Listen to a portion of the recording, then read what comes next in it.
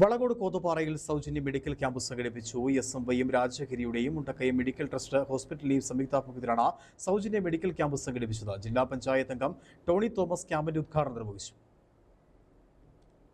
സാധാരണക്കാർക്കും കർഷകർക്കും ഉപകാരപ്രദമാകുന്ന തരത്തിലാണ് സൗജന്യ മെഡിക്കൽ ക്യാമ്പ് സംഘടിപ്പിച്ചത്. SMYM എന്ന യുവജന സംഘടനയുടെ നേതൃത്വത്തിൽ മുണ്ടക്കയം മെഡിക്കൽ ട്രസ്റ്റ് ഹോസ്പിറ്റലിന്റെ സഹകരണത്തോടെയാണ് ക്യാമ്പ് സംഘടിപ്പിച്ചത്. ക്യാമ്പിന്റെ ഉദ്ഘാടനം പഞ്ചായത്ത് അംഗം ടോണി തോമസ് നിർവഹിച്ചു.